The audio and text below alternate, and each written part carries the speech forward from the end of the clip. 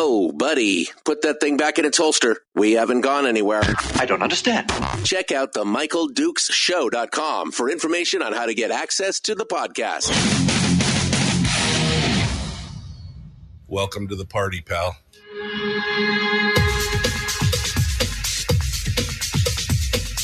The Michael Dukes Show. The greed and the entitlement is astounding to me. What more could you want from a low-budget radio program? This is a dumpster fire. That was just BS. It is time to get a new perspective. We know just what you need, and we've got just the cure. Open wide and prepare for a steaming hot cup of freedom. I just don't fathom it. The Michael Dukes Show, streaming live across the world. Well, it's Thursday, and here we are broadcasting live across the state of Alaska on this, your favorite radio station and or FM translator. And, of course, live around the world at michaeldukeshow.com, on the internet, on our streaming service. And, of course, we've got links to the social media sites and the podcast and so much more. Welcome to the program, Thursday edition. And we are about ready to... I need to fix this right here. It's bugging me. Okay. We're ready to go and to talk about, all the things that are fit to print today. We have got our big guest coming up in hour 2 of the program today. The first hour is going to be me and you in discussion and some interesting stuff. And then in hour 2, we're going to be talking with former Senate candidate Kelly Tshibaka, who is coming on board to talk with us about her latest endeavor. She's working with a group called Preserving Democracy, and we're going to talk about basically her attempt to educate Alaskans on ranked choice voting, and which is, like it or not, it was a huge component of the stuff that went down in this last election, including the election of Mary Fulp to the U.S. Congress. And we're going to get a chance to talk to Kelly about that and, what it looks like and what's going on. It should be an interesting conversation in hour 2 of the broadcast today. Meanwhile, in hour 1, I got a few headlines, some of the things that are going on down in the legislature. And yes, we're going to continue our discussion from yesterday about the not arrest, detainment of Mary Fulp, the principal of the year from the Colony High School in Palmer. And oh boy, there's some interesting things that have continued to come out. Finally, the ADN finally got involved and has got a story up. Plus, we're going to go over some commentary from Art Chance about this out of Must Read. And I'm going to give you some more of my thoughts on this. Now, let me just say, it is definitely an interesting situation. And one that we ought to find chilling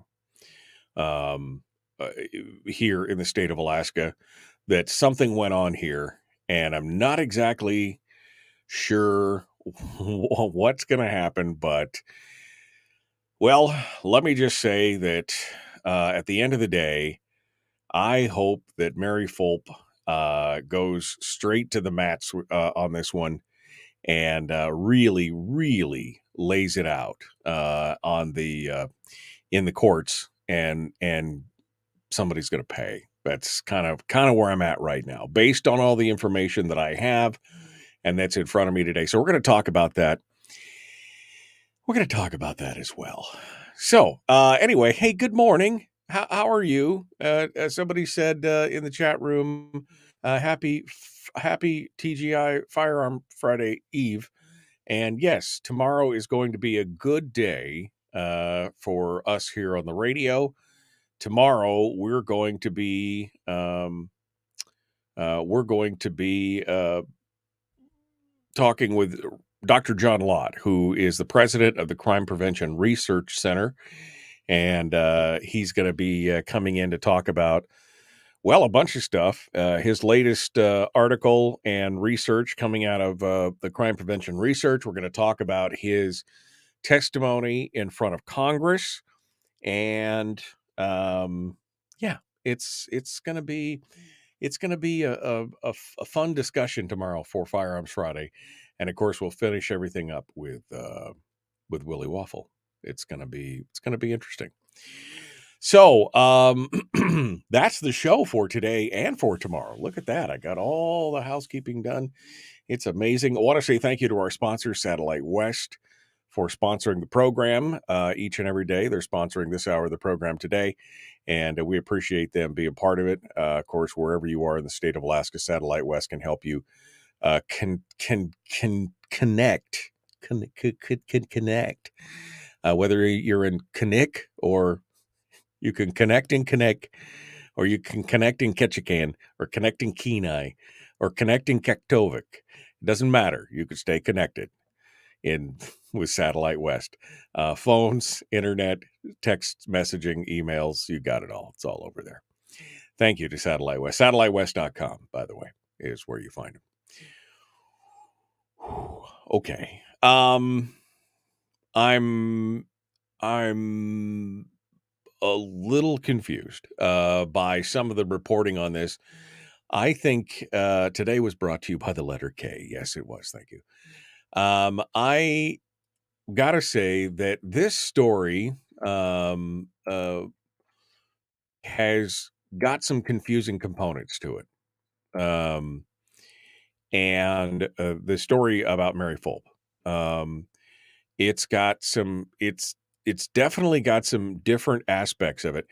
Now, what really confused me was this thing, the AP picked up the story. And when you read the AP story, the AP, the Associated Press, usually when they present in their newsroom feature, they have the little summary, which is the little short story that you probably hear at the top of the hour for news or whatever. And then they've got a more detailed, lengthy 700-word article that goes over everything. And I've got to say that it is so, as you go through this, it's not clear on a couple points. I'm trying to decide if I want to talk about Mary Fulp first, because there are other stories that I want to get into. But I guess we're already into it, so let's just continue ahead here. It's not clear in the varying news stories and the variety of things. It's not even clear from the troopers' own statement that came out if they actually, saw a copy. One report cites that they that the troopers reviewed the document and believed it to be authentic. Although, again, that would be the first time that a petitioner would come up with a court order and hand it to a cop and say, "Go do your job." And in another one, it basically said we don't know.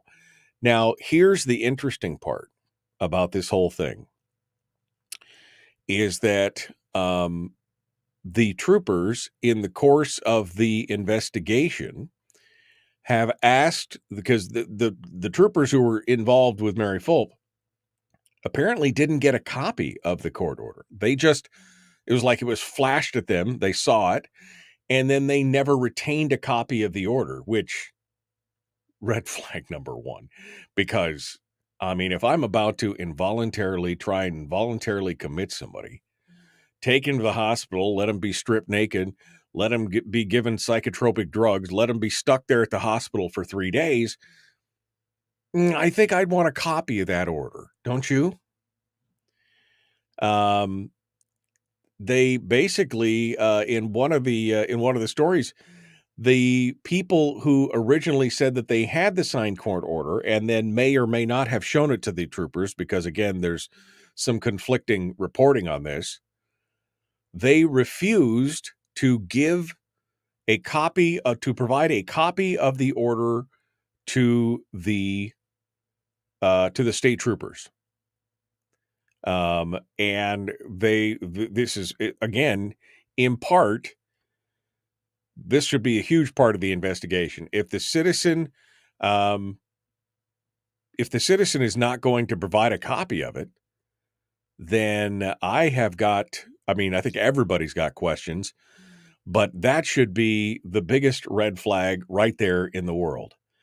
It does show, to me anyway, that it looks like that the troopers are investigating it to the point of trying to figure out if it was a false document or not, which that at least is it's the only thing in this whole thing that I think is encouraging. But again, the reporting on this is just so, and I'm not necessarily blaming the reports. What I'm saying is there seems to be a whole lot of CYA going on here, covering yo backside, because the different pieces and parts that are coming out here of the story, and the fact that they would not. The fact that they are not allowing, or excuse me, not that they're not allowing, but the fact that the people who said that they had the bogus order are refusing to turn them over to law enforcement at this point, to turn over a copy of that order.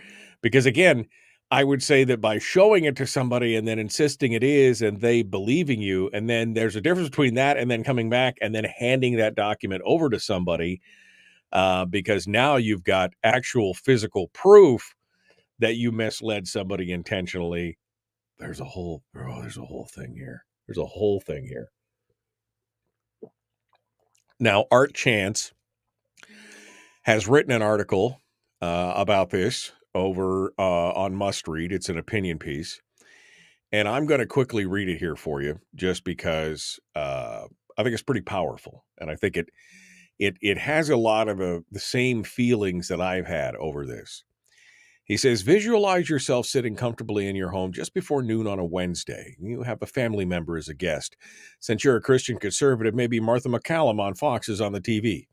An Alaska state trooper knocks on your door. You answer, and the trooper tells you that he's at your home for a welfare check. Now, most Alaskans don't harbor any animosity towards the cops, and unless you had a pile of blow on the dining room table, you'd invite the officer in and converse with them. You don't appear to be in danger or a resident of Crazy Town, so the officer thanks you for your time and goes on his or her way. You have some harsh words with a family member who was obviously responsible for the welfare check. A few hours later, you now have two family members in the house, and there's a knock at the door. Now there are two troopers, and one of your family members asserts that he or she has a court order to have you detained and sent for psychiatric evaluation. It's an open question whether the alleged court order was ever produced or even existed, but troopers accept the authority of such an order, and without resistance, you are led away in custody to a hospital for psychiatric evaluation. You endure the indignity of having your personal possessions confiscated, stripped of your clothing, and dressed in a hospital gown. A psychotropic drug is administered to you. You are detained for 3 days. Then the whole system says, oh, never mind. Then it gets really interesting. The troopers try to verify the alleged court order, and the court systems refuse, citing confidentiality, which is BS because telling another law enforcement agency something isn't public disclosure. Then the court system issues a statement to the media saying it never issued such an order. Courts couldn't tell the Department of Public Safety, but they could tell some reporter at KTUU. First, something went badly wrong. I spent all day on the phone with my grizzled old buddies from my days of dealing with the Department of Public Safety. None of us could think of a circumstance in which a civilian would have a court order that could result in someone being placed in custody. Those sorts of orders go from the hand of an officer of the court to a hand of the officer of the law. We don't even know for sure that the troopers actually ever saw the alleged court order. While I'm still wearing one of my old hats, I'd have a piece of these two troopers. I wouldn't fire them, but I'd set their retirement date back a while. This isn't something that a trooper would do every day, so they might not know the subtleties of it. Then there's something going on here that we don't know. The tell for me is that the court system went to the media rather than to the DPS to reveal that there was no warrant. That sort of thing can happen at fairly low levels in government. Some administrative something or other could have decided that she didn't like a school principal coming out as an activist Christian. I'm thinking, however, that some of the family members share those sort of political views and use their connections in the court systems to mau their relative. He makes a lot of interesting points, especially from his perspective of being part of that whole system for so many years.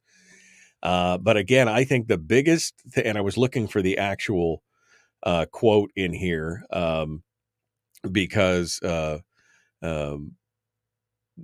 because of the fact that the department, here's it is. A citizen contacted the Public Safety Department Friday to report that the court order presented to troopers by for Fulp's commitment may not have been valid. The Public Safety Commissioner ordered a full review of the incident that day. The department requested copies of the documents from the court so that it determined if they were valid, but the requests were denied. No, that was not what I wanted. I'm sorry, I got like 6 stories up on here, and I'm looking for the actual comment where they basically said they went back to the family member who said that they had the commitment order, and they were like, "Oh no, sorry, they declined. They declined to turn that back over to them." I'll find the actual verbiage on this, but the whole thing is still so chilling that somebody could have a grudge and misuse public resources like this, and especially utilize something like the police in this kind of instance. It is troubling, to say the least. All right, we got to go. We're going to be back. Got some more stories to cover, and I'm opening up the phone lines. If you'd like to come in and join us, we'll open up the phone lines, 907-433-3150. We'll be back with more. It is The Michael Duke Show. Common sense, liberty-based, free-thinking radio.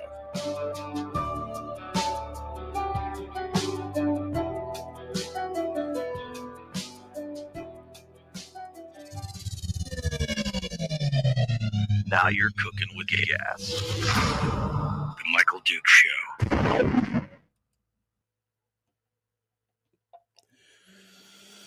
Okay. Trying to find this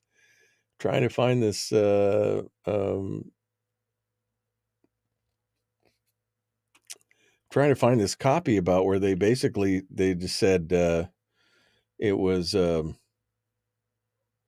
part of the investigation. They were asking, troopers asked the person who have claimed to have had a signed commitment order, but they declined to provide copies. They declined to provide copies. That this is the person who claimed to have had a signed commitment order, and they're like, no, I don't. Sorry, don't have that anymore. I know I told you that, and I know you arrested her or detained her on that fact, but we don't have it. All right, I'm looking back here through where this voluntary commitment order was. There we go. The order appeared. All right. So this is the order appeared to be signed by a judge and appeared to be valid. This is according to McDaniel. He's a spokescritter for the troopers. The order appeared to be signed by a judge and appeared to be valid. The troopers did not take the order or a copy of it. The caller, the family member, has since declined to provide the order to officials of the Department of Public Safety who are trying to obtain it for their current investigation. He declined to say if the documents were forged or if the troopers were investigating criminal activity on behalf of the caller. Yeah, baby. Yeah. All right. It's called lawfare, says Kevin. Yep. This is just another extension of that kind of lawfare. All right. Let me go back over here to the chat room. Good morning. Good morning. AT&T banned Newsmax. What? Yeah, weird. Begich elected Mary Peltola, says Jerry. What? Okay, Jerry. Whatever. Good morning. Good morning. Swatting, says Brian. Yes, swatting. Swatting. That's exactly what this was. It's the latest issue of The Watchman says that I read the Watchman story yesterday, but I haven't read it. I haven't read it today. Did they update it? Acting of the court order to discover the alleged court order may in fact been an actual court order. Commissioner defending me. I'm scanning the article briefly here. It was only after she was detained that Fulp later saw a copy of the faulty order mandating that she goes to the hospital. According to Fulp, Alaska Superior Court Judge William Morse signed the order.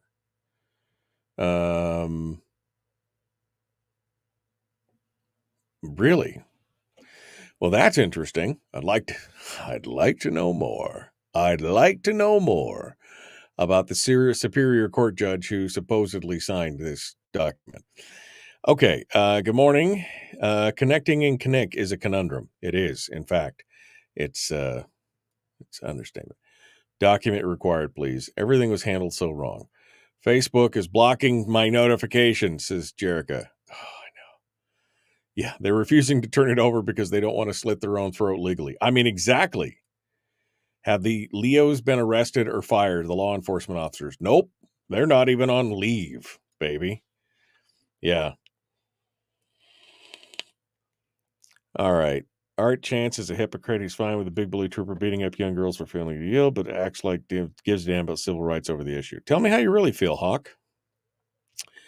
At least they didn't swat her. If you hear that knock at the door, Michael, don't answer it. Okay, that's right. Somebody starts knocking on the door right now, or if I hear the doorbell, I'm not going down there. I just want you to know that. Okay. All right, we're going to jump into this. Here we go. The Michael Duke Show. Common sense, liberty-based, free-thinking radio. Like it, share, like it, share, like it, follow. Let's do all the YouTube-y things and the Facebook things. Here we go.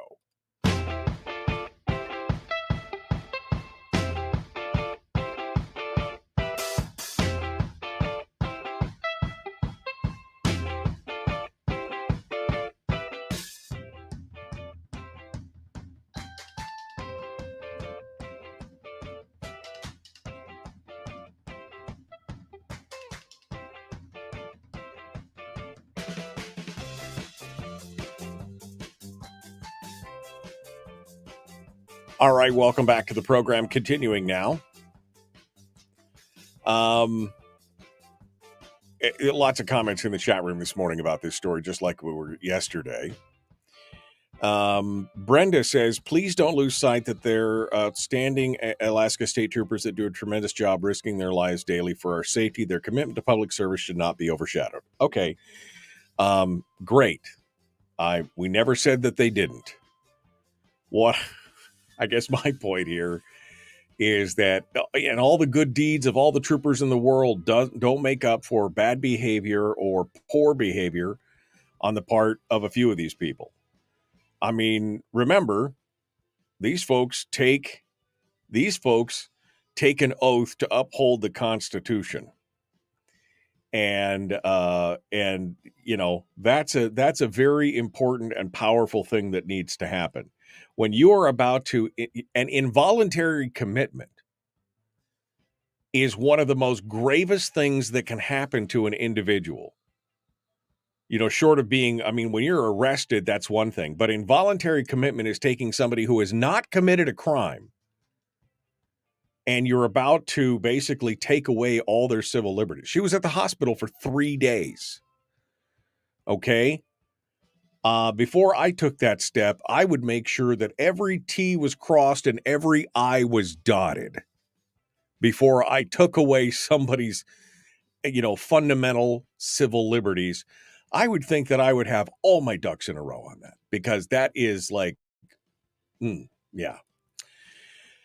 All right, let's go over to the phones. I got some other news stories, but I just wanted to bring that up and read Art Chance's story to you guys. But let's go over here and see what you guys have to say. We'll start right here. Good morning. Who's this? Where are you calling from? It's Murph calling from the Denali Borough area. Good morning, Murph. What's on your mind? I'd like to read a quote that I took off of a Facebook page of my cousin's that I think kind of fits in with all this. And what it says is, time to take our country back from these extreme religious zealots, ultra-right. And if taking it back means civil war, let's do this blank. I no longer want my children living under these scumbags. People are fed up with religious extremist lawmakers. Now, last year, I posted something on Facebook, never fomenting civil war or anything else like that. Just said I wasn't going to apologize for, my Native American ancestors or my white ancestors. And I got kicked off of Facebook for at least a month, almost 2 months. This is fomenting civil war. Why isn't it getting kicked off? And it's against, like you say, the Christians.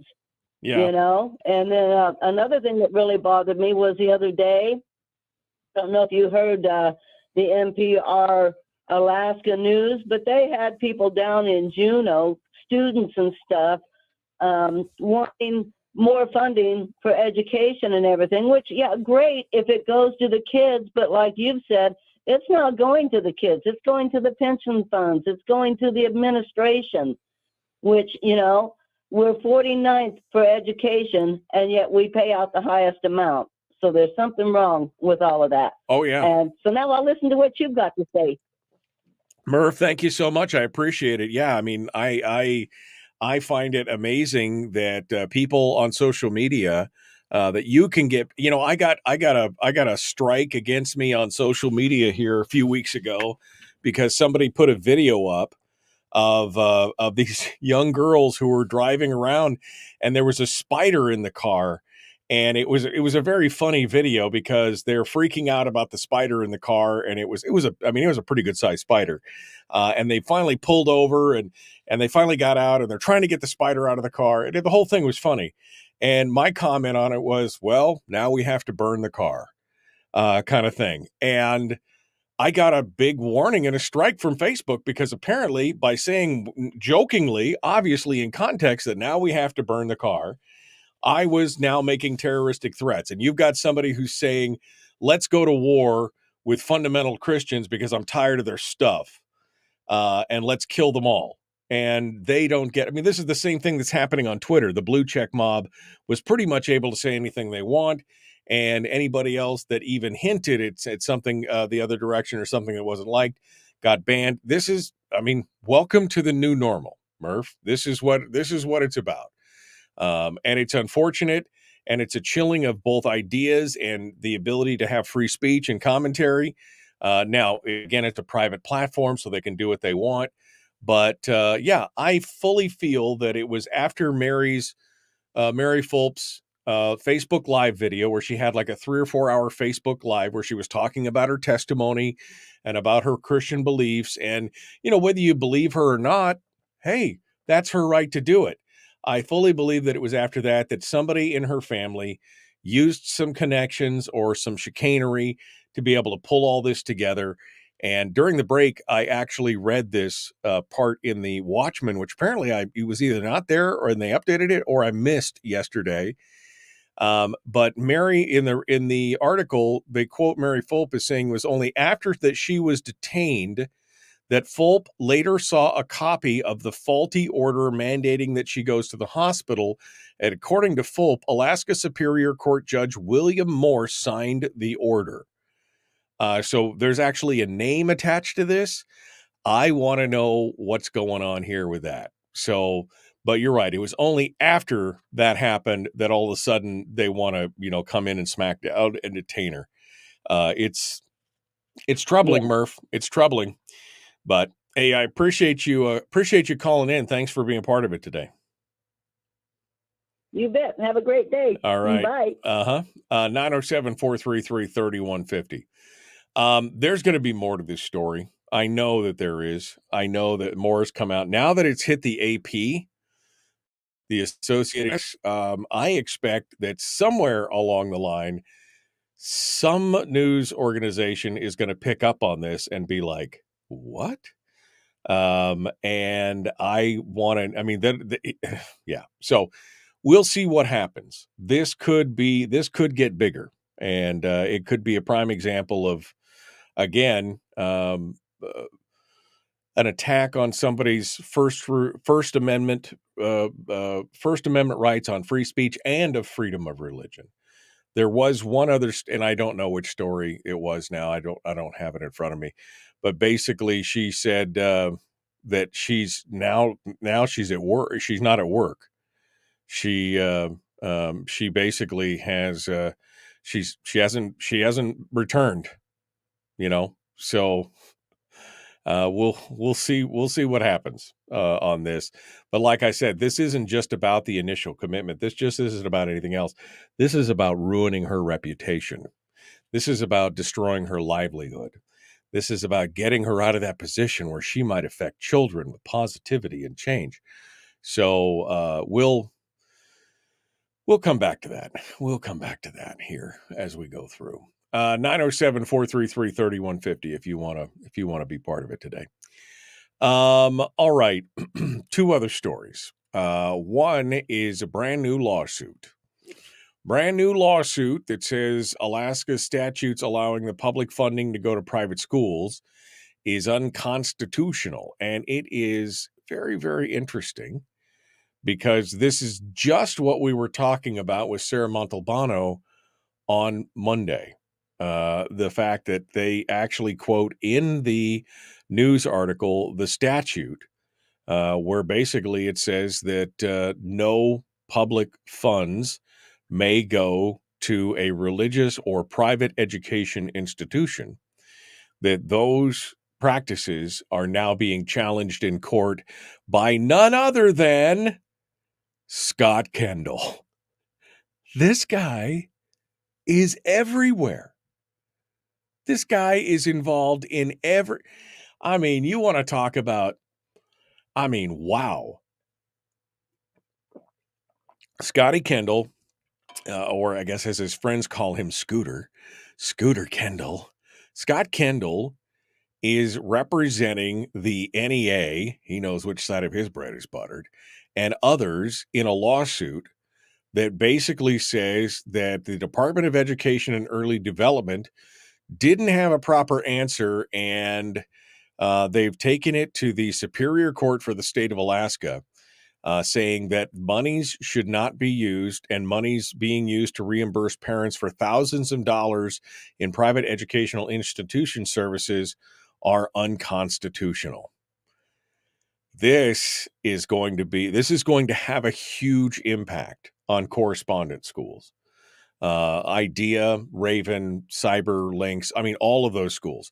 It's going to be a big deal. Now, initially, part of the problem of it is that it's being advocated by some that you could take your entire allotment as a charter school and use it as tuition at private schools. And that's not how it was intended. And I know that's what Trent Trigger's Taylor's wife, Jody Taylor, said when she came on the program, that's what she was advocating. I think that crosses the line based on what the Constitution says. I think utilizing, specific classes like we've done over the years for IDEA, where we've had a music course or put the kid, had a math class or a private thing like that, is something else. But this is going to get interesting right here. But again, Scott Kendall, that guy apparently works everywhere. He is at every corner, he is chipping away at every quarter of your freedom to choose and more bigger, badder government than ever before. It's insane. It is insane what Scott Kendall is into here. But that's the big story. It's going to be it's going to court. The complaint was filed Tuesday in Superior Court against Acting Commissioner for the DEED, Heidi Teschner, And the 4 plaintiffs are parents or teachers from Anchorage, Craig, and Fairbanks. And so we'll see where this goes, but this is going to be a real poo parade when this lawsuit hits the final side. I got one line on hold, and I've got one more segment, but I am up against the break, so everybody hold on. Nobody go anywhere. We'll be right back. Don't get out of here. We'll be returning. The Michael Duke Show. Common sense, liberty-based, free-thinking radio. Your phone calls and more when we return.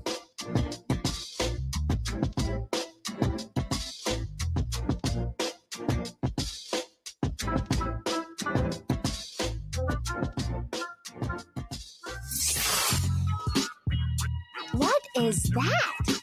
Common sense. Regularly heard on American radio.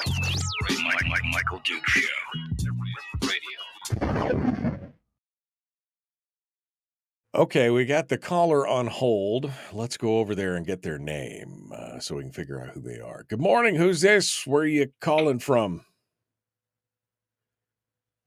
This is Brian getting caffeinated in the hook. Oh, getting caffeinated. Well, good. Well, pucker up, Buttercup. We're on pot number 2. Get that black gold in the veins, and we'll be right back to you, Brian. Hold the line. I'll be right back to you, my friend. Brian in the hook, drinking from his 6 o'clock club mug, I hope. All right. Okay. I'm actually scrolling backwards here. Lowell, what do y'all expect? Accountability and justice from the government? Yes, that's exactly what Jason wants me to share the article from the landmine. It wasn't for the landmine, it was for must read. But there's the must read article. There's a bootlicker in every group. I hope she sues the hell out of them. Yeah, that's exactly what's going to. How come none of these fine troopers have not stepped in? They are complicit. The judge should have a copy, says Jack. Says Jim. Yeah, exactly.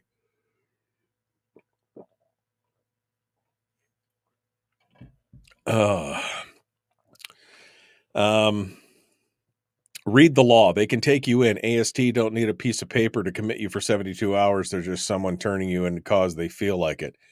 Just because. No, they don't need a piece of paper. If you are obviously a danger to yourself or somebody else, to which they had already acknowledged that she was not. The only reason that they did take her in was because somebody purportedly had that piece of paper, Sandy. That's what's going on. Only if it was a lawful document and the clerk of the court would have it, but the court system already stated it was not issued by the courts. I got warned from Facebook for telling Terry I was going to whoop her butt. I'm very careful on Facebook because this is my wife's account, but on IG, I say whatever I want. If I lose that account, it doesn't bother me. Yeah, no, exactly. AT&T banned Newsmax from direct television last night. Well, you know, and to think that Amy Demboski hired Scott Kendall recently. I mean, I know. I mean, this guy is just like, ooh. Called that out when she first said it on the show. Called what out, Chris? Called that out when she first said it on the show. What exactly were you calling out? I missed that. Yeah. Why does Judge Moore sound familiar? I don't know. The state of Alaska needs to join the Espinosa decision and contest the Blaine Amendment embedded in our Constitution. Yeah. Yeah, and then Kevin McCabe mentions that Dunleavy, when he was a senator, had a bill to remove that one line from the Constitution. He did. I think we're going to be discussing the breaking story of Dunleavy, Peltola, and Karin Krebitz, Washington lobbying, mining Peltola. I have a legal opinion, Michael Chambers, I have a legal opinion that says because our Constitution says religious or other private educational institutions that Espinoza does not apply. United States Supreme Court has ruled state education funding can be used for private education. Morse is familiar because he gave us the first ruling against the PFD. Oh, there's a friendly judge for you.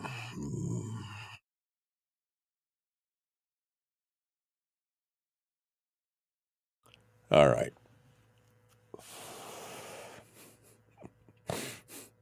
That's a name that you hope to never hear again. Thanks, Rob, for that piece of bright and shiny news. Judge Morse is familiar because he gave us the first ruling against the PFD. I mean, I hate to say we're doomed, but doom, da-doom, doom, doom, da-doom, doom. No, wait. I hate to say we're doomed, but you are doomed.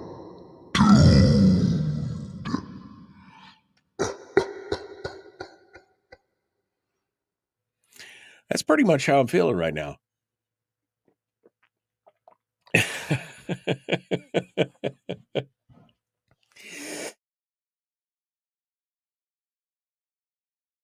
Man.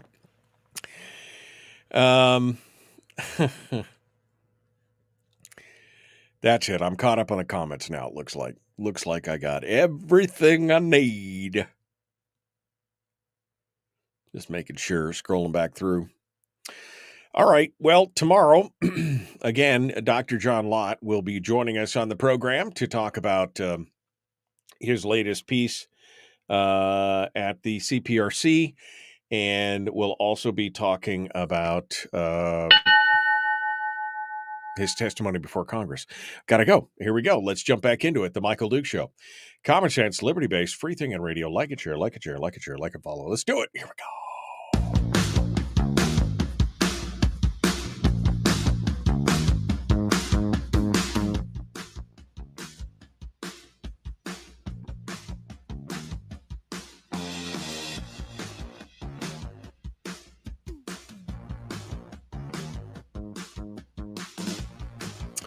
All right, we're continuing. I got some more stories here, but we had some folks who called in right before the break, and they were kind enough to stick with us. That would be Brian. He's over in The Hook. That's in Wasilla Fishhook area. And he's joining us this morning to give us his thoughts on this whole hot mess of a day. I don't know exactly what he's going to comment on, but it's going to be intelligent because he's drinking out of a 6 o'clock club mug. That automatically makes you more intelligent, right, Brian? Right, Brian? Right, Brian? Yes, sir. Yes, sir, it does. Yeah. Yeah, whatever you say. Hey, just so you know, I'm getting a little bit of feedback. Oh, okay. So what's going on, Brian? What's on your mind today? Well, here's my theory on this whole kerfuffle with the troopers and taking the lady into custody. Okay. I suspect what happened is that they did have a stack of papers that they showed the troopers. The troopers appeared to accept them at face value. And from the time they took her into custody, they took her to the hospital. At that point, they went out and found the judge to sign them. They may have had a verbal commitment from him to sign him, but they actually chased him down and got him signed and showed up at the hospital with the orders. So, but now that's kind of my theory of where this whole thing went. But now the judicial department, though, the Department of Law is now saying, or the court system is saying, they have no such orders. So, but that calls into question the timing of this whole thing, because when the troopers called up to find out, they said no. But then what I'm suspecting happened, as soon as they found out they didn't have orders, they chased this judge down and got him to sign him, and then they delivered him to the hospital. Except for that the court system then later on went out and issued a press release to KTUU saying that they have no such orders coming from the court system. That was and that she said... Well, that was more... I'm sorry? I agree with you, depending on which timeline you're buying. So I guess I'm confused. So you're saying that that they had the paperwork filled out and ready to go, but no judicial signature. The troopers took the gal to the hospital, left her there, went back out, and the troopers themselves obtained the signature from the judge, or you're saying that the petitioner did? That's a good question. I am guessing the petitioner. Yeah. But then again, because see, basically what you're saying is here, which we already knew, but what you're saying here is somebody was lying. They either didn't have a fully executed commitment order, or that was filled out and signed and again executed, or they did and somebody didn't follow up. But basically, somebody's lying here, and it's the time, the troopers are being scapegoated, or what's going on here. Was it the judge? Was somebody exercising a little influence or authority in the court system? Because now the court system's like, whoa, we don't comment on these kind of matters, but we will tell you we don't have any orders related to this. I mean, we don't comment, but we're going to comment. You can draw your own conclusion about the lying, but yeah, I would agree that there is some subterfuge going on here, and to me the timeline matters. So no, I mean, I would agree the timeline is important. I'm just trying to figure out, and now, well, and here's the other thing. Now they're saying, and here is the quote that I couldn't find earlier, and I apologize, but the quote basically says that. And I lost it. Here it is. The order appeared to be signed by a judge and appeared to be valid, according to McDaniel. The troopers did not take a copy of the order or copy it themselves. The petitioner has since declined to provide the order to officials with the Department of Public Safety who are trying to obtain it for their current investigation. They declined to provide what? And he declined to say, the spokesperson declined to say if the documents were forged or if the troopers were investigating criminal activity on behalf of the petitioner. I mean, that to me right there, that says it all. They declined to provide the order after the fact to help with the investigation. I mean, that tells me all I need to know as far as that goes.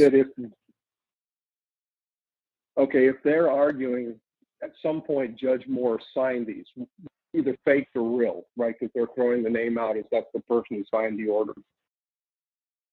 They don't want, the petitioner would not want a forged signature to be given back as evidence. The judge goes, no, that's not my signature. Right. No, I mean, that's the smart, if you did bad things. What would be, yeah.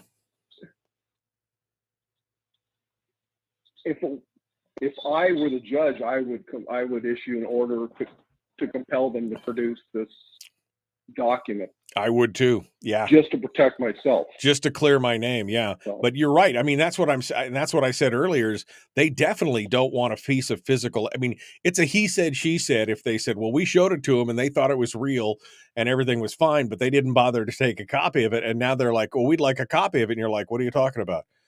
There's no physical evidence that anything like that transpired, So, yeah, I'm with you on that. The whole thing stinks to high heaven, and I hope Mary Fulp gets retirement money out of this. I mean, like big retirement money out of it. Because if it was me... I would be interested to see if any of her family has ties back to Judge Morse. That would be I was thinking that earlier. That would be a seriously interesting connection. Or, what are their connections to anybody at the court system or anything else? And yeah, Judge Morse for sure. All right, Brian. Hey, thank you so much for coming on board. I appreciate it. Let's go back over here. Good morning. Who's this? Where are you calling from? Hi, it's Layla from Fairbanks. Hey, Layla. What's on your mind? So I used to work in that field. Okay. It's been about 10 years, but there's a social worker that's supposed to be doing an evaluation. And there doesn't seem to have been one in Mary Fulp's case.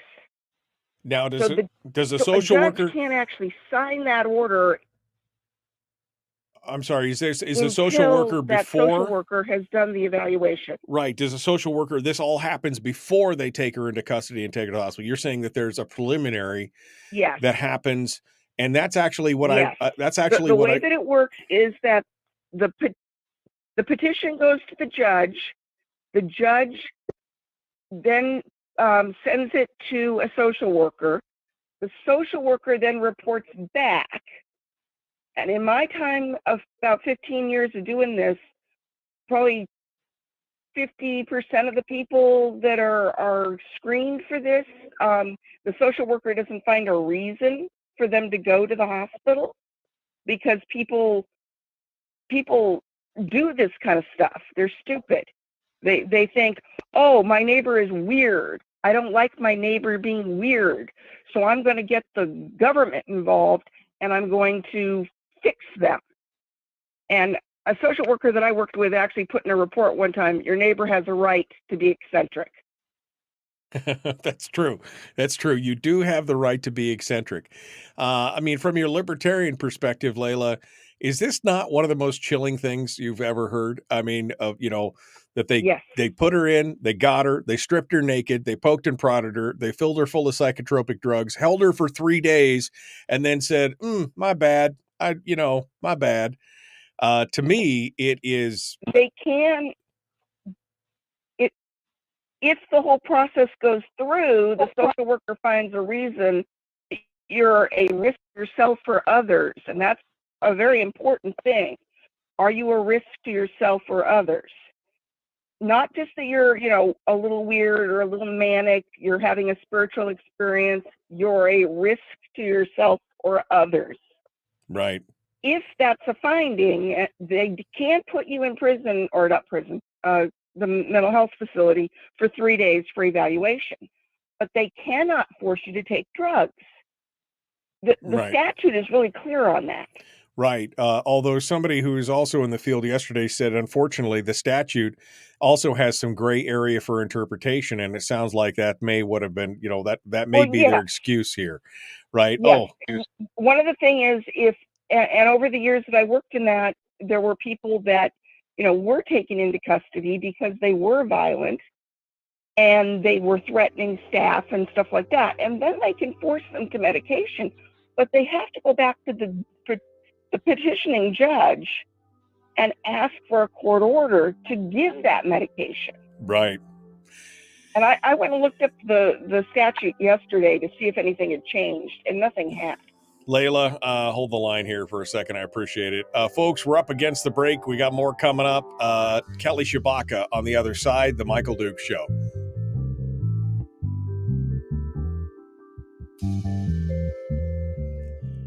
That's what I was wondering, Layla. I mean, how can you forcibly give somebody I mean, I'm assuming if you have to restrain them, that there has to be additional work before you could start giving them drugs without their consent. Yes, there does. And that's the thing that really concerns me, is that the hospital would have known that they had to go back to the petitioning judge if they wanted to give drugs. I mean, unless she was being like really violent, but she doesn't seem like that kind of a person. Well, all the reporting was that she was calm as milk all the way through when they got her there and everything else, and the whole thing, that she was as calm could be. I find it hard to believe that then she would actually blow up and be violent and threaten and everything, and they let her go. So obviously something was, they found nothing in the end. Right. And then, of course, if they found something, she would have been had that involuntary commitment made longer. Yeah, exactly. Because that's the standard way that they do that. Now it is possible, because I do know a lot of social workers who are atheists who think that anybody who is a religious person is obviously crazy.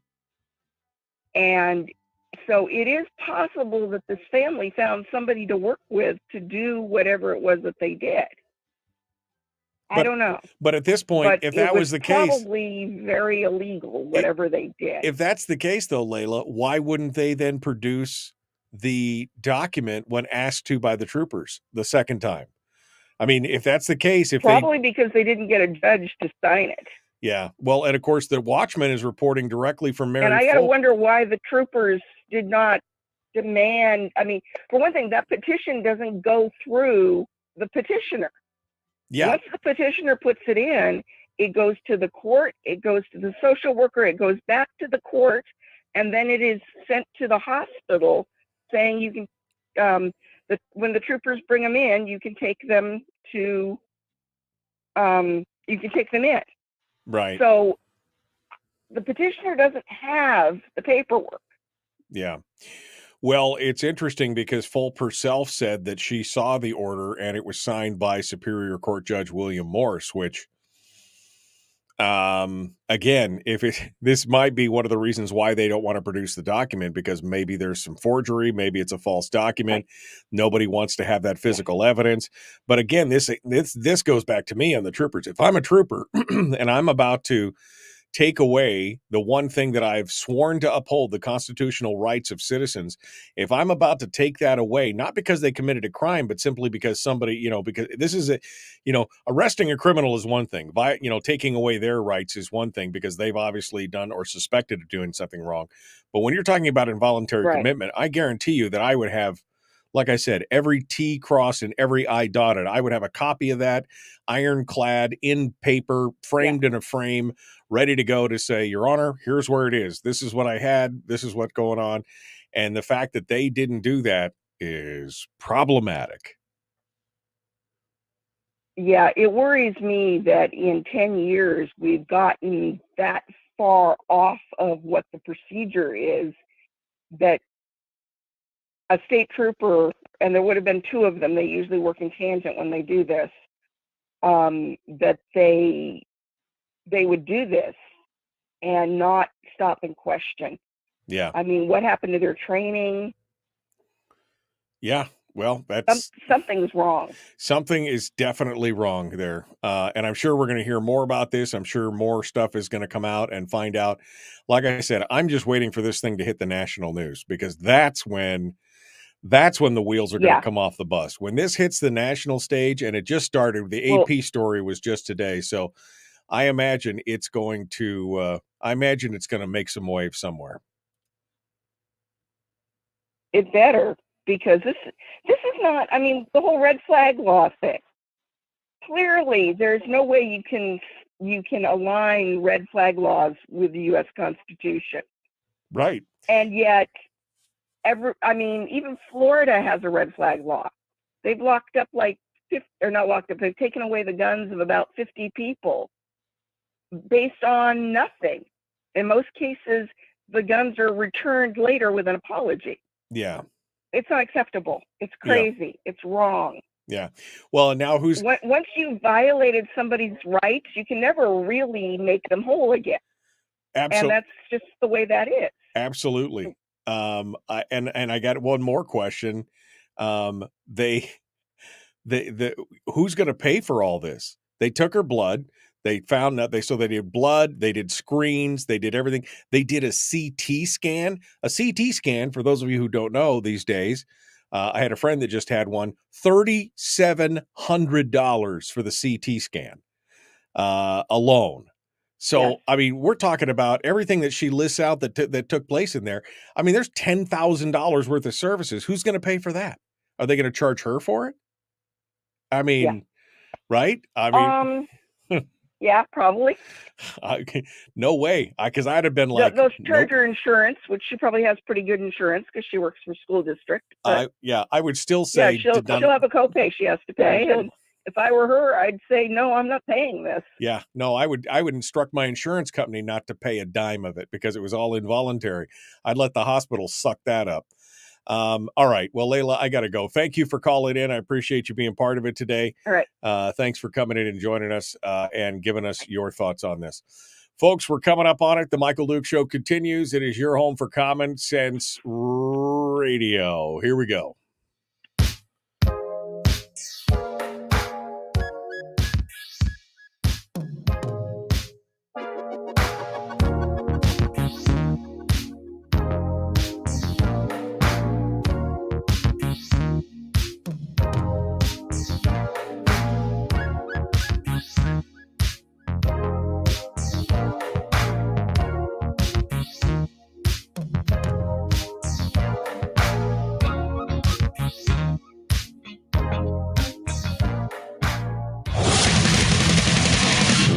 buddy, put that thing back in its holster. We haven't gone anywhere. I don't understand. Check out the MichaelDukesShow.com for information on how to get access to the podcast. Welcome to the party, pal.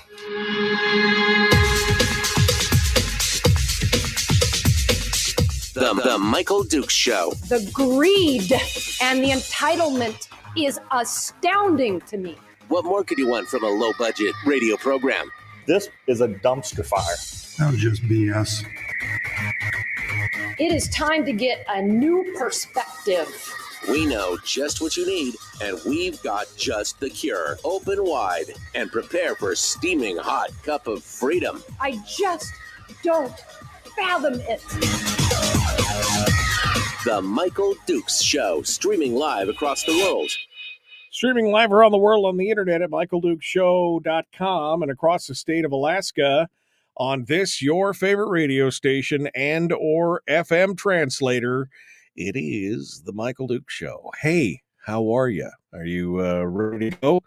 I'm sorry, Kelly Tshibaka and I are serving democracy.com. All right. All right. So Kelly Tshibaka is going to be joining us in just a hot second here as we get ready to come in and be part of it. We're going to be talking about ranked choice voting and everything else. Just an interesting conversation here in the last segment for sure on everything. And we're going to be following this case very closely because, as I said before, it is supremely chilling that somebody could be not arrested, but detained, forced into a car, taken to a hospital, stripped naked, given psychotropic drugs against your will, held for 3 days. And then when it's all said and done, somebody goes, oh, my bad. Sorry. The paper that they said that it was all fake. I'm sorry. We didn't know. I mean, and not to mention, like I said, the fact that this principal's life is now in absolute shambles. Not maybe not her personal, she doesn't, but I mean, her career is damaged, the public perception. I mean, it's horrific. It's horrific. I hope she makes retirement money out of this whole deal. That's all I'm saying right now. All right. But that was so last hour. This hour, we're changing gears and we're moving over to a whole new situation. Kelly Tshibaka is our guest this morning. She comes on board to talk with us about ranked choice voting and an organization that she is working with and a part of called Preserving Democracy. Kelly Tshibaka, our guest this morning, as we kick things off. Hey, good morning, Kelly. How you doing? I'm great, Michael. It's so wonderful to be with you again. How are you? You know what? It's just another beautiful day in paradise, and at least people aren't knocking at my door telling me that I need a mental health evaluation. So I guess that's so terrifying. Well, the doorbell rang a few minutes ago, but I refused to answer it, so it's all fine.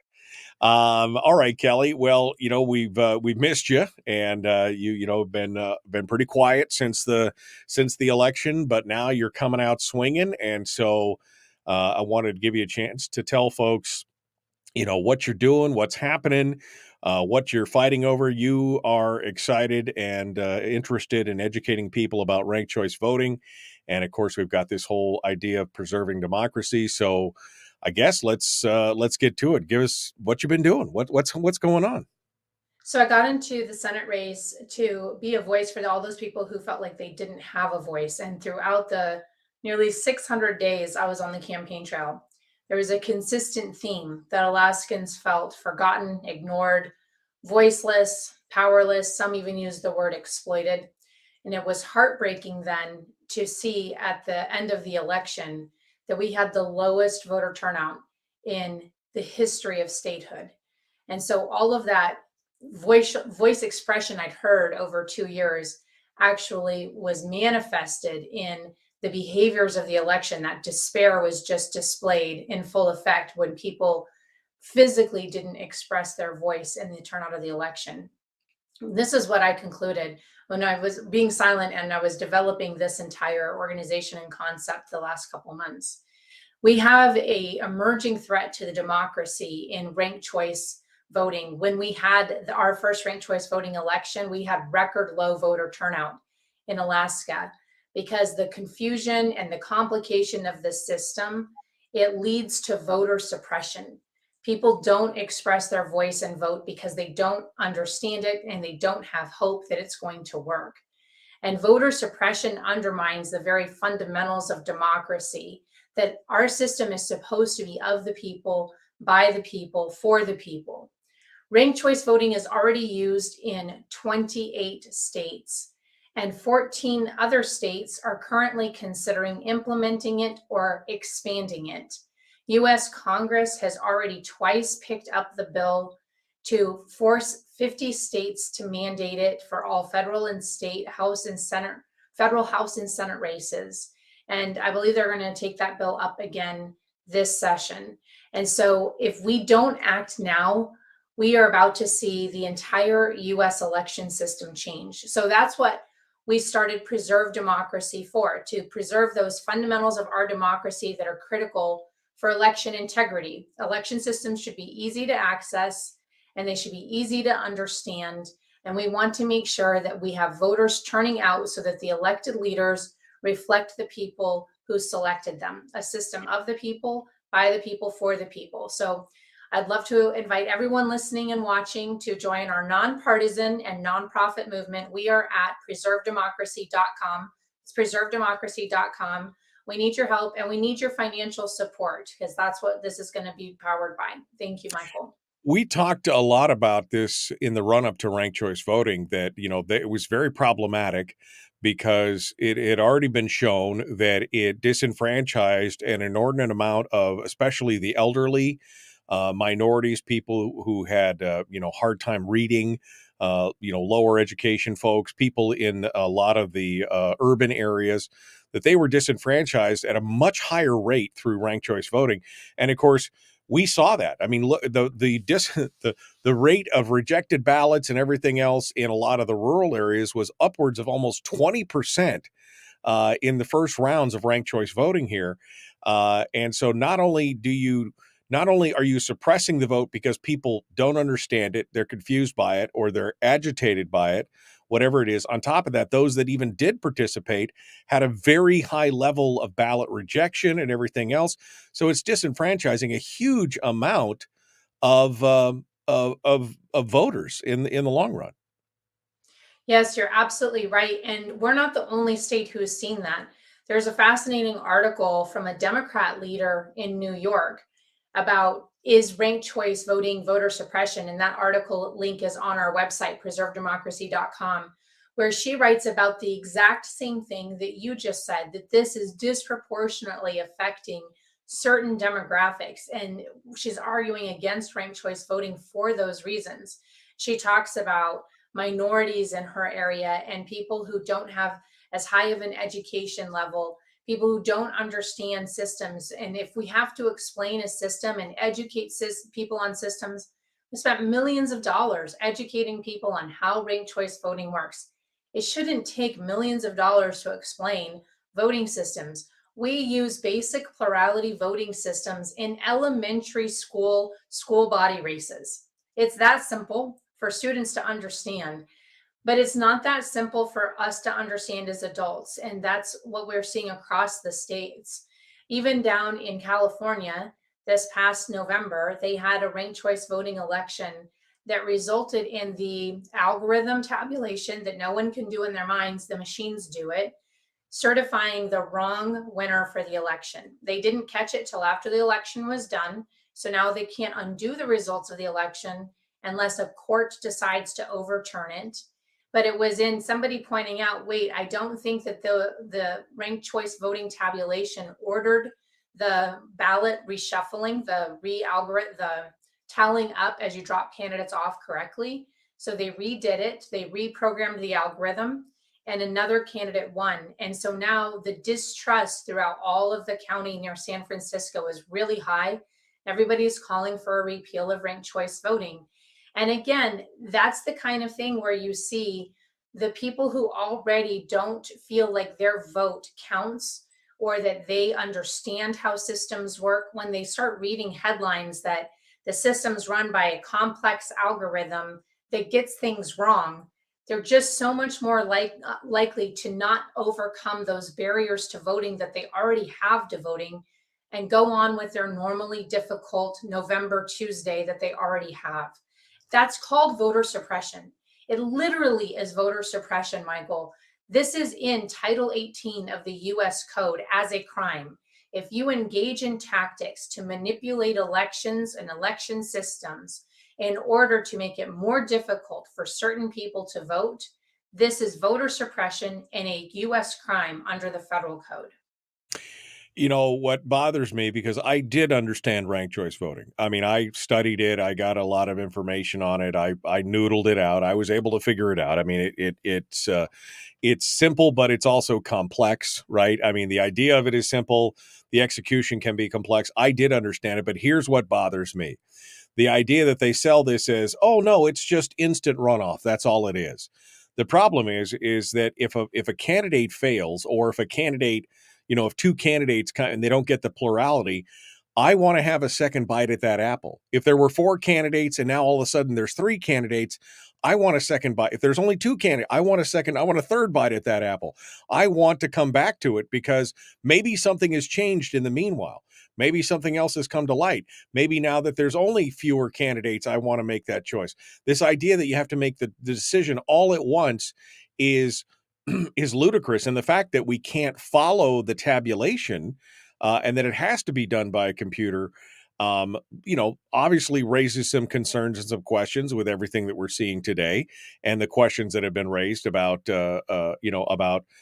like you said, the thing in California where somebody just entered something wrong and it figured it wrong. Oh, oops. I mean, whether it was a mistake or intentional, now we have another problem where if you can just hand count the ballots and say, well, here they are, then that's a whole nother deal. And I think that's another prime reason. And people are starting to feel like, Jen in the chat room says, as a door knocker, I was told over and over, why bother? They're cheating with ranked choice voting. And whether that's true or not, whether they're cheating or not, the perception is there, and perception is the reality that people see, and it leads to ever more voter suppression or low voter turnout because they feel, they throw their hands up and like, why bother? Absolutely. And I think you really hit something with the runoff concept in the election. How many people have you talked to who said that they voted for one of the House candidates during the first primary or the first general election, the special general, and they voted for a different House candidate in the second general election? And those 2 elections were just a couple months apart, because people's minds do change, and they do change even between a first general election and then a runoff election. If they didn't change, then you wouldn't see candidates in Georgia spending tens of millions of dollars in persuasion material trying to change people's minds. Correct? Right. And in the runoff process, right. Just during those 2 weeks of the runoff process, because people's minds do change. And I think that we want the opportunity for our electorate to be able to say, wait, I saw something in how a candidate handled that and the end of round 1, or what happened here at the end. As a prime example, there was a prominent Republican in Alaska who was not supporting me through the election. And as we got right up to the end and led a lot of people not to support me, this is a very influential person, right? As we got up right up to the end, started to see my opponent's true colors and said, you know what, I made a mistake. I'm not going to support the opponent. And then as we got to the end, like on election day, really saw her true colors and said, I'm going to support Kelly. But it was too late.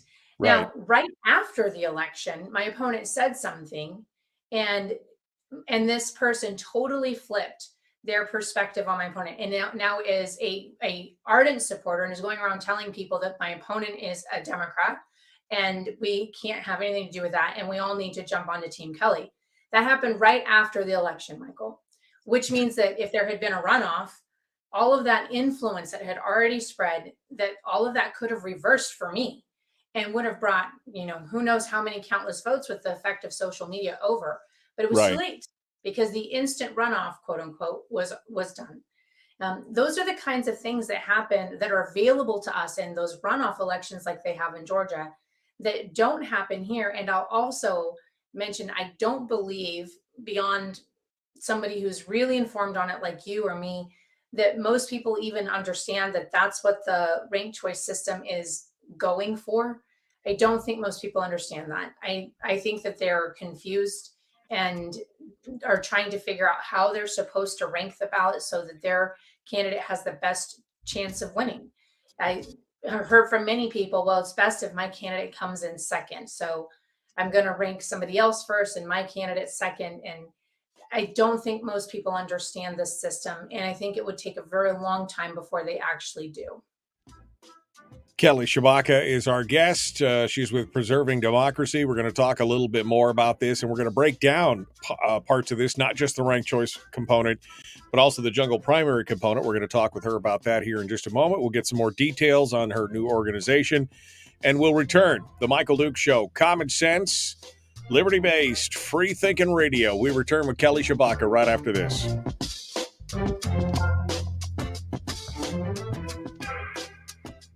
We're broadcasting live through a series of tubes. Allowing all of these entities to provide streaming stuff going on the internet. Well, it's kind of hard to explain. Sorry.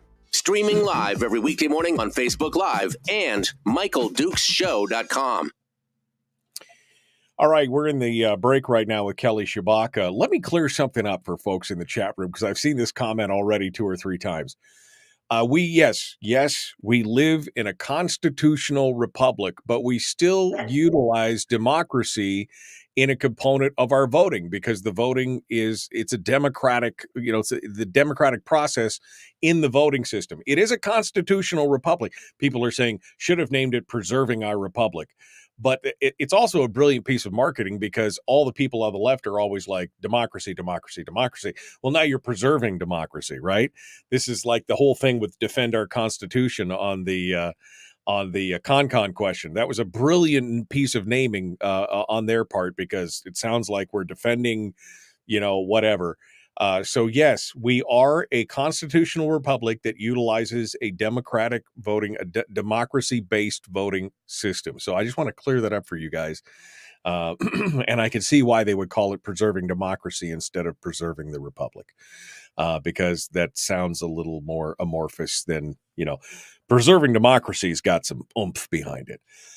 Kelly, the response so far to what's been going on, and I know you're just getting started, but you've got a huge grassroots fan base, and I, they I'm sure that they support you on this. But how's the response been so far, and what are some of the stories, anecdotal stories you've heard from the election that I'm sure you'll be utilizing in your move forward and in your storytelling moving forward?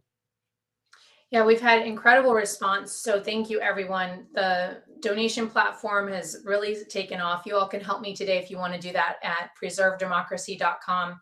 People are really excited about what we're going to do. They understand how critical it is.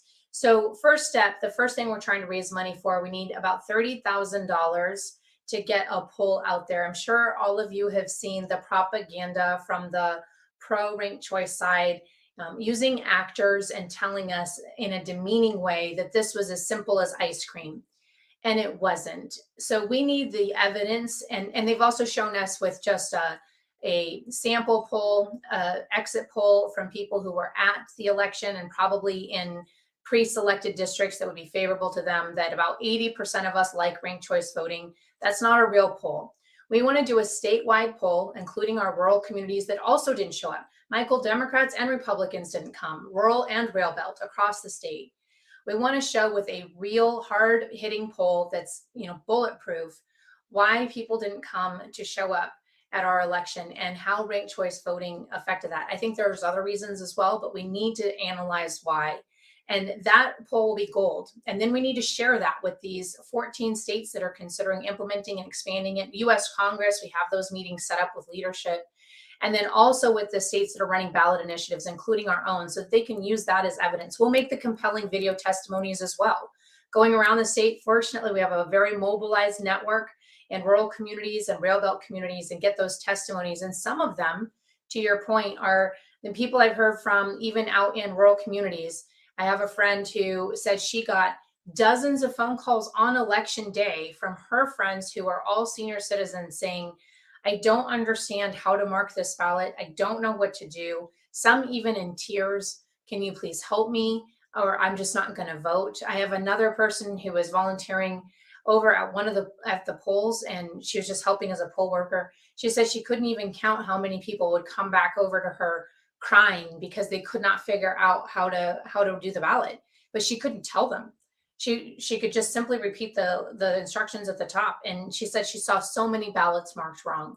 So people ended up throwing their own vote away just out of ignorance. Never mind the fact that, again, millions of dollars were spent on instructions. And so these are some of the stories that we're hearing around the entire state of people being so confused about ranked choice. And Michael, those thrown out ballots, those were counted in the record low voter turnout. So those were counted and then thrown out, did not have a say in who was ultimately elected. Right. So up to 19% of rural ballots in the different communities were counted and then thrown out. So the actual valid ballot count was actually even lower than what it is right now. Kelly Tshibaka is our guest. We're going to jump back into it. Here we go. The Michael Duke Show continues. Please like and share, like and follow, and do all the YouTube and Facebook things. Let's go and jump back into it right now.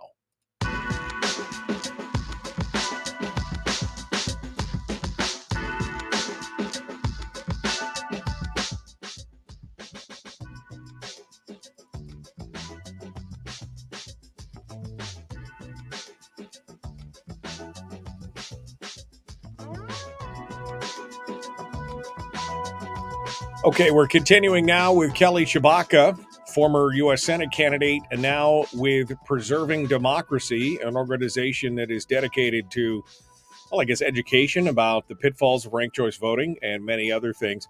Before we get into what I talked about here a second ago, which is kind of the breakdown of jungle primaries and everything else, I want to make a comment, Kelly, and I'll get your idea. This whole thing about ranked choice voting was, well, the whole thing is based on a lie. Right? I mean, they put together this ballot initiative with 27 pages of instruction. If you open the voter booklet and you go back and look at it, it is like, here's everything that it changes. I mean, and it's this huge amount of stuff.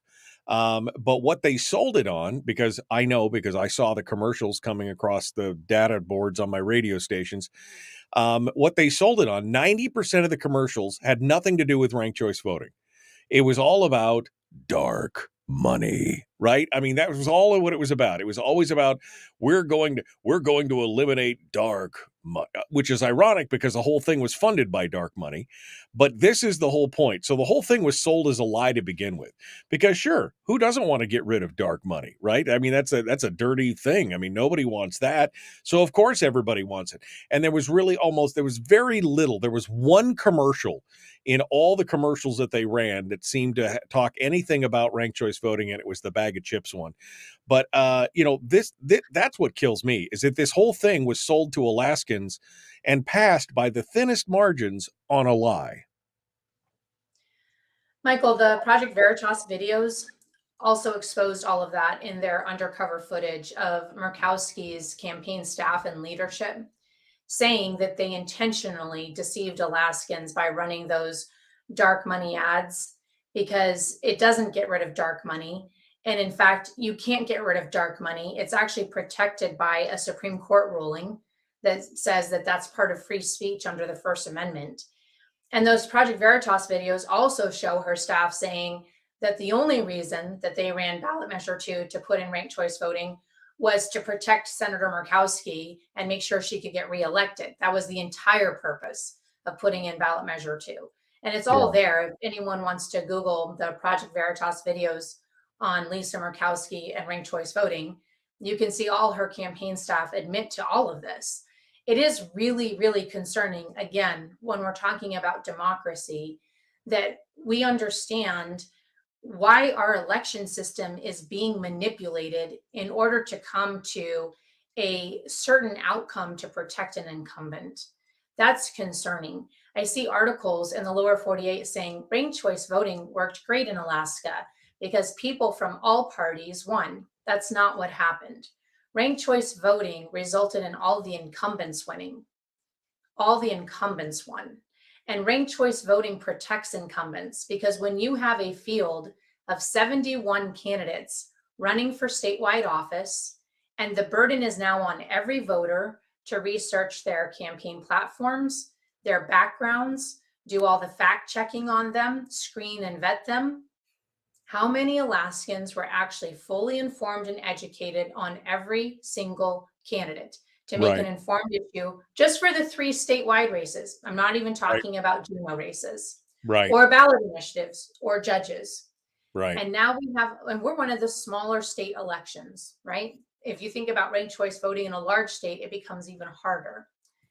And that's what it's designed to do, is create a chaos of confusion where the person who can bring the most dark money to the table wins, because the candidate whose ads you get bombarded most with is the one the person will vote for. Because I have so much going on in my day. I'm sure you do too. I show up at the polls and who have I heard the most about? The incumbent. And so the chance that a grassroots candidate or a third party candidate will actually make it is slim. That's another point, Michael. Back in the 2020 election, we had 6 third party candidates. So independents or libertarians, Constitution Party, Green Party, 6 on the ballot for statewide or for federal races. This year we had 1 make it through that process, that jungle primary ranked choice voting process, to be able to run for one of our federal races. That wouldn't have been the case if we'd had a normal election process where we didn't make it so narrow for them to be able to get into that final general election. One of the things that separates Alaskans and Alaska's ranked choice voting process from many of the other states is the fact that they've included the jungle primary. And that, I think, is problematic. And I know there's been some discussion on the side where they want to put a ballot proposition on to where they may not remove all components, but they definitely want to attack or target the jungle primary. Because as you said, when you've got 50 candidates, how in the hell can you research 50 candidates and their positions and what they're doing and everything else? And it causes the whole system to be flooded. And I could definitely see that. What are your thoughts on separating, the jungle primary component from the ranked choice? What are your thoughts on that? So interestingly, the more ranked choice movement spreads, the more they're coupling those 2 things together, including in the federal legislation, because I think they realize that that's part of how they get the desired candidates. This isn't about a system. This is about a special interest. Dark money funded special interest groups have been pushing ranked choice voting since the 90s. And so this is about intentionally manipulating election systems in order to get preordained and desired outcomes. And you more likely get those desired outcomes when you have all of the non-desired candidates running against each other and filtering them out so that only the people you want are in those final 4 or final 3, however, whatever their number is. That's why it's also in the federal legislation. So these proposals that are starting to pop up, like in the 14 states that are considering it, they include the jungle primary as part of their ranked choice system. And so you're seeing these things emerge more and more. And I think it's incredibly dangerous, because the jungle primary, because it allows greater and greater manipulation from those dark money forces. Some people might remember that in this election we had in Alaska, we had a California actress move here, take on a fake name and a fake Alaska identity, all funded by outside money, in order to try and win our U.S. Senate seat. Our system is highly susceptible to these kind of candidates. We're lucky we even caught her. And it was a blogger here in Alaska who exposed it. We're lucky we even caught her. But what if we didn't have another strong candidate in this race, and the dark money forces had really come behind this person, and we just got inundated and swamped with all of her ads? She might be our new U.S. senator. Right. She's not even Alaskan. and doesn't Right. even represent us. You see, this is what I'm talking about, that ranked choice voting is fundamentally undemocratic. And that would have happened, Michael, as a result of that open primary where nobody is screening and vetting these backgrounds. Nobody's looking at people's resumes and going, I'm not sure that's accurate information. We probably shouldn't run you as a candidate. None of that is happening because it's just a free for all. Yeah, she's talking about Shoshana Gergenstein, by the way, for those of you who don't know this story. It was a fascinating story that came and went like that in a news blip, but I thought, wow, this story should be huge. Somebody came in and an actress came in and pretended to be an Alaskan and got in the whole I mean, it was shocking. Just again, yet one more reason why the jungle primary component of it is definitely problematic. We're down to the last 4 or 5 minutes of this segment. I don't know how long you want to stick with us, Kelly, but I do want to give you the chance to tell people exactly what Preserve Democracy is doing. You mentioned the poll, but what is the mission here? You're not pushing some kind of ballot initiative. You're not doing anything like that. This is about education. Give us the mission and what your goal is here with your organization, Preserving Democracy.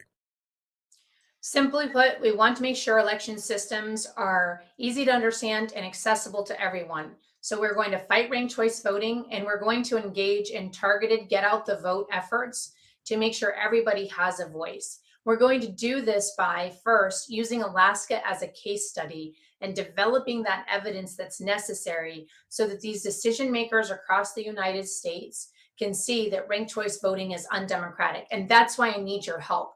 It costs money in order to do the poll, the focus groups, the research, and those compelling video testimonies, and put those in the hands of the people who are running ballot initiatives and the legislators considering implementing ranked choice voting and taking it to Congress. Will probably be testifying before legislators in Congress so that they can see this is what actually happened in Alaska. Ranked choice voting might sound good when you have these talking points that we're hearing from the pro ranked choice people, but this is what actually happened. Record low turnout, abuse from puppet candidates, infusion of dark money, the most negative campaign Alaska's ever seen. These are some of the statistics that we have up here in the state, and we need to document that in evidence so people can see we don't want ranked choice voting. It suppresses the vote, and it leads to really negative results that people don't want in their system. We want a plurality system where every vote is heard, every vote is counted, and people get to choose their own leaders without it being manipulated in a system and an algorithm that they have no visibility into. You can help us at preservedemocracy.com. It's preservedemocracy.com. We really appreciate that help. Thank you. Well, thank you, Kelly. Any final thoughts or anything else you want folks to know? Now's the time to do it. We got about 2 minutes here. So for those who are in Anchorage or in Kenai, on Kenai on February 7th, starting at 6 p.m. at Paradisos, we're going to be having an event. If you want to come and talk about it, learn more, I would love to see you there. And February 9th at Bell's Nursery, starting at 5:30. So February 7th, 6 p.m., Paradisos in Kenai. February 9th at 5:30 at Bell's Nursery. We'll be having events, and we'd love to see you. It'd be great to see you in person. It's been a couple months, and I invite you to show up and turn out. We'll be coming up to Fairbanks in a couple months. We'll be posting all of these events on my social media pages, which are Kelly for Alaska. We do have social media pages for the organization. Thanks to the people who are helping me with all of this. And that's at Preserve Democracy, and social media handle stops at the CR in democracy because you can only have so many characters. So at Preserve Democra for our social media. At Preserve Democra, don't just make sure that you make your names real short. That's what you have to do for Twitter and everything else. Exactly. So it's all good. All right. Well, Kelly Tshibaka, thank you so much for joining us. We look forward to getting an update. I hope that you're able to raise enough money for the poll. I want to see some true polling because I, too, am tired of the national articles that say Alaska is the shining bastion of how good ranked choice voting was for every. Of course, they fail to mention that it was the lowest voter turnout ever and that a huge percentile, double-digit percentile of all the votes were rejected and everything else. They never mention any of that. They just mention how great it was, and I find that infuriating personally. So, all right. Well, Kelly Tshibaka, thank you so much for coming on board today, and I appreciate it. Thanks, Michael. I'll see you again soon. Have a great day. All right. Thank you. Kelly Tshibaka, our guest here on the Michael Duke Show. Okay, we're up against the break. We've got more coming up. One final segment. I guess phone lines are open, so if anybody wants to call in and talk about this, you're welcome to do so. Meanwhile, I think we'll just take the break, and then we'll come back. Don't go anywhere. Common sense, liberty-based, free-thinking radio. It is the Michael Duke Show. Back with more. One final segment right after this.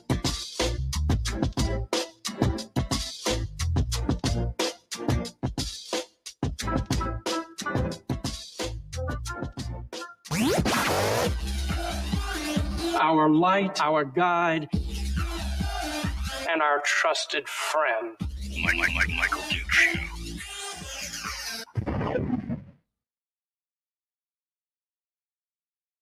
Okay, in the break, here, final break of the show for this morning, and I suppose that we can pull back on all this and get back to where we need to be. Okay, hi, how are you?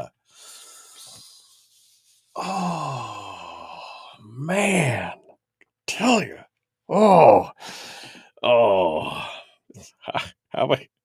how many times did you have to hear the terms, that you loved on that, right? I mean, how many times did you have to hear the ad that said dark money is doing it to you, right? I mean, how many times did you have to hear that before you're like, oh yeah, I gotta vote for that? Because nobody wants dark money to affect Alaskan politics. But anyway, what are you gonna do? What are you gonna do? Okay. For all the candidates we didn't want, it worked great. I mean, one of the few beneficiaries of this whole deal, I think, was Senator Mike Shower, which is ironic since he, again, is against it and probably would have been happy to lose that race if it was in that right there. I missed something here. I'm scrolling through. Okay. All right.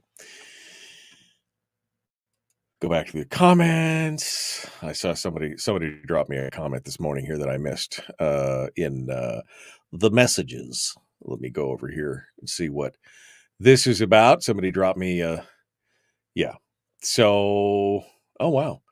So yeah, interesting. We were talking about the House Ways and Means Committee with Brad Keithley this last week, and Kevin McCabe mentioned that there weren't 3 members, there were now 5 members, and that includes Ben Carpenter, Jamie Allard, Tom McKay, Kevin McCabe, and Cliff Gross. So only 1 member of the minority in that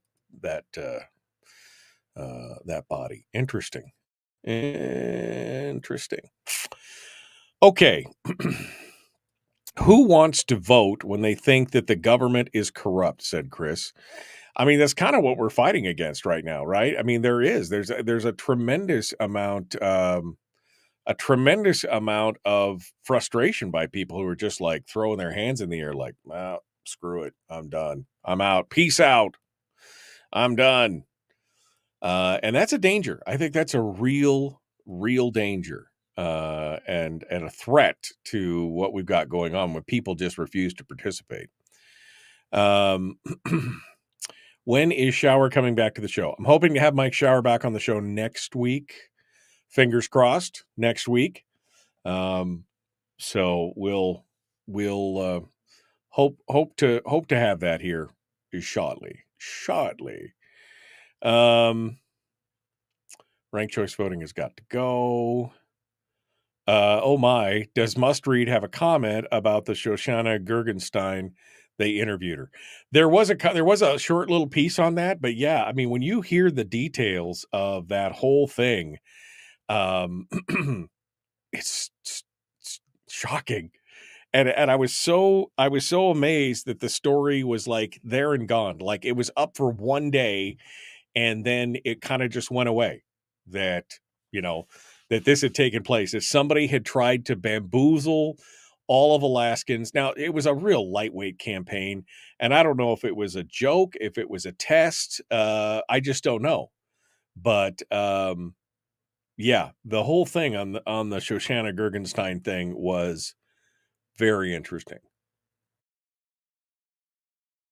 Oh, I was going to sneeze. You know how that is, right?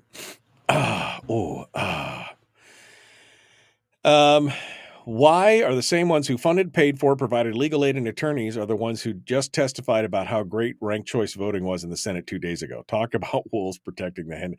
Of course, it's going to be like working as intended. As I twirl my mustache. Working as intended. Any wagers on how big the state settlement will be for the 2022 Principal of the Year? 800,000 to 1.5 million. Oh, I think it's going to be bigger than that. Don't you? I mean, I think it's going to be between the state and if she decides to sue the medical facility for drugging her without a court order and everything else. I'm thinking 3 million. We'll see. Maybe it's less, but I would be going for full court press on that. I guarantee you, full court press on that. 100% for sure. That people should be allowed to get a vote on, people should be allowed to vote on ranked choice voting again to get it removed, especially after Lisa Murkowski's staffers influenced it. Lisa Murkowski's staffers created it. It's just like Scott Kendall was working for Lisa. It's not like it's a shock. I mean,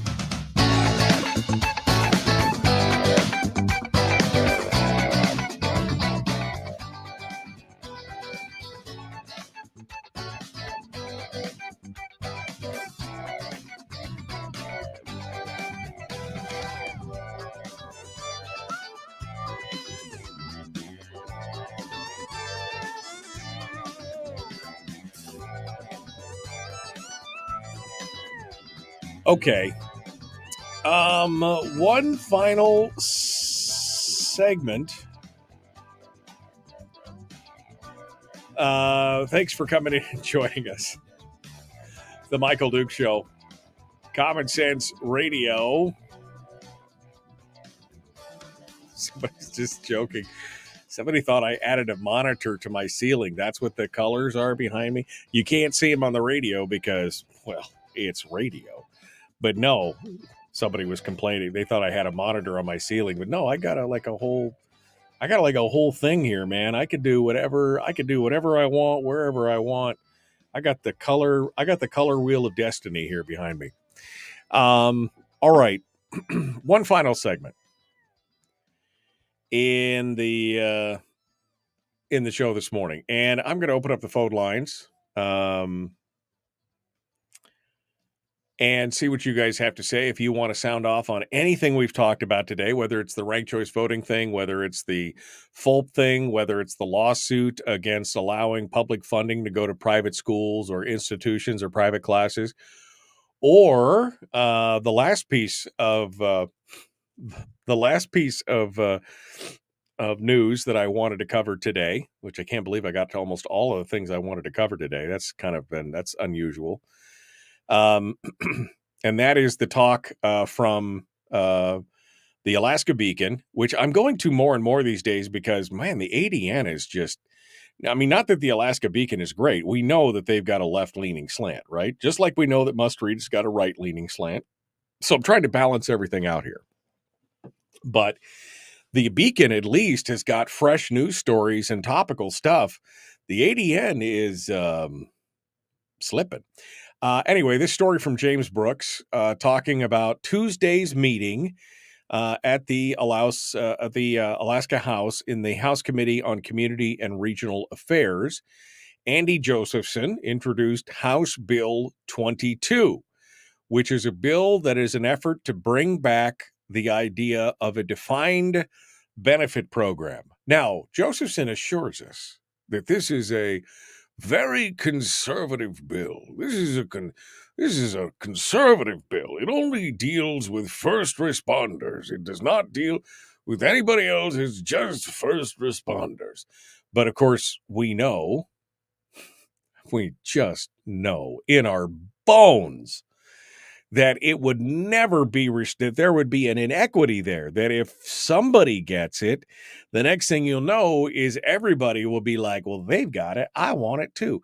You know that the next negotiation time for the next contract negotiation, the first thing will be, well, they got defined benefits and we will refuse to do anything else without defined benefits. Alaska offered a pension-style retirement program known as a defined benefit program to new employees from statehood through 2006 when it switched to a 401k style retirement plan in which the benefits amounts aren't guaranteed. So that is the defined contribution plan, the tier 4. Tier 1, 2, and 3 were varying levels of defined benefits, and tier 4 is the defined contribution plan. Here's the problem. With the defined benefit program, they say you are going to get X. You're going to have health care, that covers all of X or Y. You're going to have all these things. All your benefits will be X. It never talks about the costs of those benefits. It just says, we are promising you these benefits. And of course, what happened is, especially with the healthcare benefits, we saw in the 80s and the 90s, the cost of healthcare exploded in this country.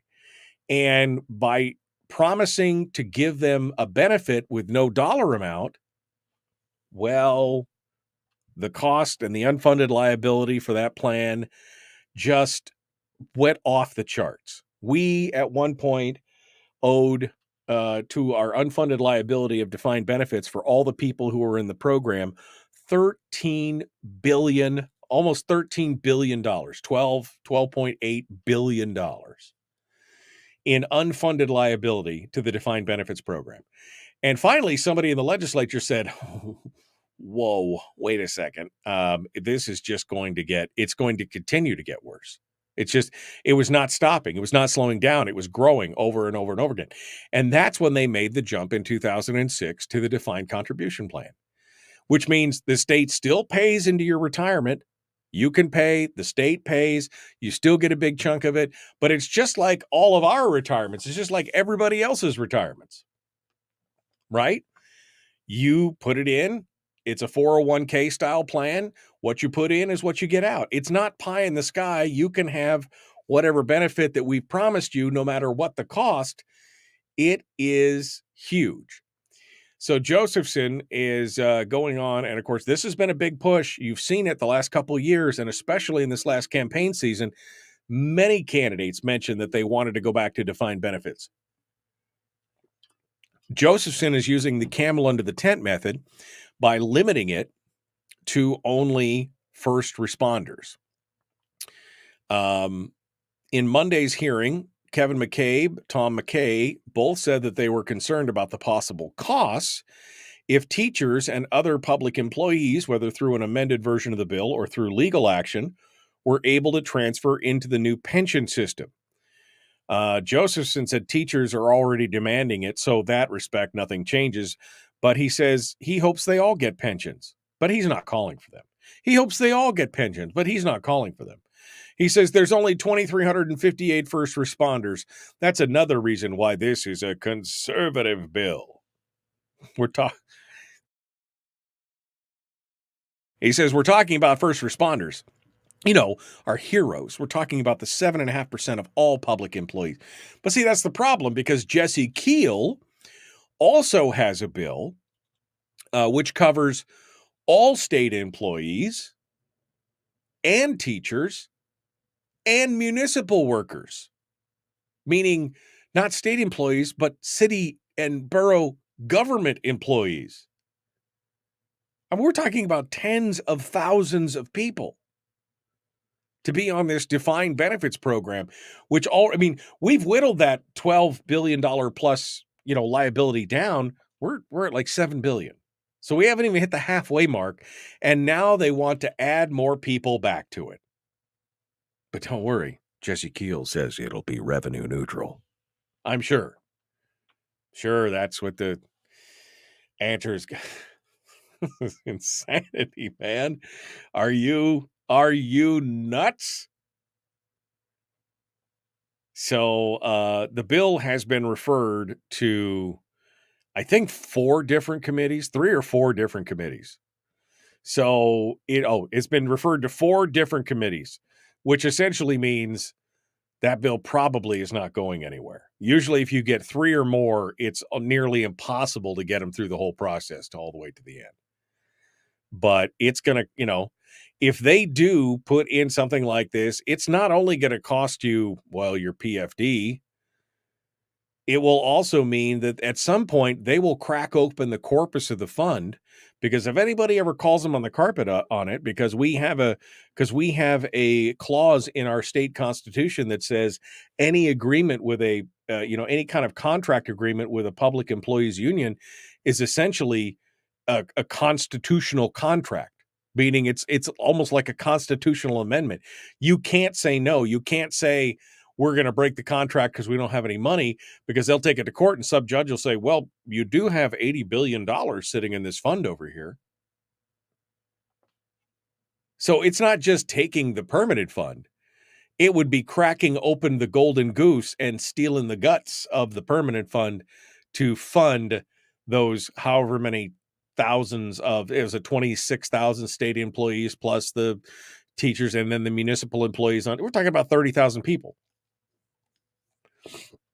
that are currently working, not to mention the other ones who are already retired with their $7 billion liability.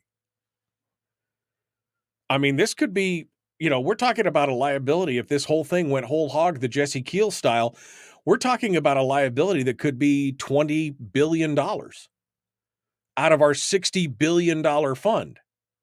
Forget about dividends. You'd be lucky if there's a permanent fund by the time this whole thing is said and done. That's part of the problem. Oh, anyway. That's for today, folks. Tomorrow's going to be Firearms Friday, and I'm excited about that. John Lott will be our guest, Dr. John Lott, and Willie Waffle. And we'll be ready to talk about all that stuff.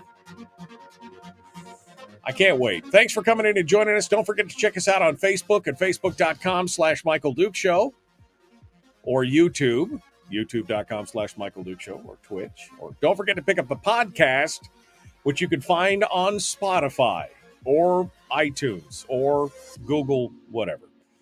It's all coming up. Tomorrow, Firearms Friday. Time to hit the road. We will see you tomorrow. Have a great day.